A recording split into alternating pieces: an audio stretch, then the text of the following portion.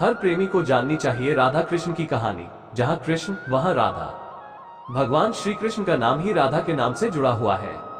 आज भी लोग कान्हा को राधे कृष्ण, राधे श्याम कहकर पुकारते हैं।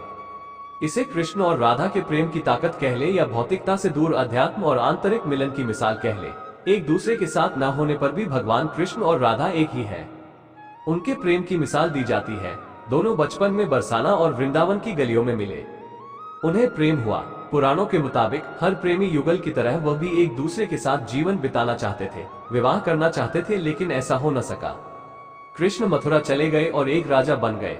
कहा जाता है कि जाने से पहले कृष्ण ने राधा से वापस आने का वादा किया था। हालांकि कृष्ण कभी वापस मथुरा नहीं लौटे। कृष्ण और राधा की प्रेम कहानी से ये समझा जा सकता है कि उनकी प्रेम कहानी अधूरी रह गई, दोनों का मिलन न हो सका। लेकिन अगर उनके प्रेम की गहराई को समझे तो राधा व कृष्ण कभी अलग थे ही नहीं, तो उनके विवाह और भौतिक मिलन का क्या अर्थ। चलिए जानते हैं राधा कृष्ण के प्रेम की ऐसी अनोखी बातें जो हर सच्चे प्रेमी युगल को जाननी चाहिए।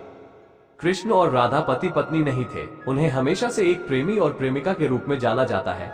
कृष्ण की 16,108 रानियां थी, लेकिन हर मंदिर में, हर मूर्ति और हर तस्वीर में कृष्ण अपनी पत्नियों के साथ नहीं बल्कि राधा के साथ रहते हैं। 16,108 रानियों पर एकमात्र राधा का प्रेम भारी पड़ जाता है। आखिर क्यों? राधा और कृष्ण के प्रेम की ऐसी क्या खासियत थी? चलिए जानते हैं राधा और कृष्ण के प्रेम एक मिसाल क्यों है, अलग नहीं है। राधा और कृष्ण और राधा ने अपने प्रेम से यह बताया कि वो दोनों अलग नहीं है। कृष्ण अगर शरीर है तो राधा आत्मा है। कई तरह की कहानियां प्रचलित है। उनमें से एक कहानी के मुताबिक कान्हा के मथुरा जाने से पहले एक बार राधा रानी ने कृष्ण से पूछा कि वो उनसे विवाह क्यों नहीं कर सकते। इस पर कृष्ण ने कहा कि कोई अपनी आत्मा से विवाह करता है क्या? कृष्ण के इस जवाब से स्पष्ट है कि वह राधा जी से इतना प्रेम करते थे कि उनके लिए राधा उनका हृदय व आत्मा बन गई थी, जो हमेशा उनके साथ रहती थी। प्रेम में विवाह जरूरी नहीं। भगवान श्री कृष्ण विष्णु का अवतार है।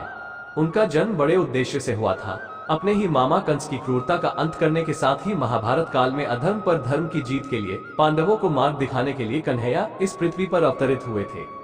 भले ही केशव की कई पत्नियां हुई पर राधा से उनका विवाह नहीं हुआ।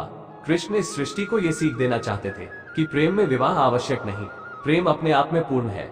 अगर प्रेम मुकाम तक नहीं पहुंचता तो हार मानकर अपने कर्तव्यों से विमुख न हो, बल्कि उसे सदैव आत्मा में समाकर अपने लक्ष्यों की पूर्ति की ओर अग्रसर रहे। ऐसी ही और इंटरेस्टिंग कहानी सुनने के लिए वीडियो को लाइक, शेयर और चैनल को सब्सक्राइब करें।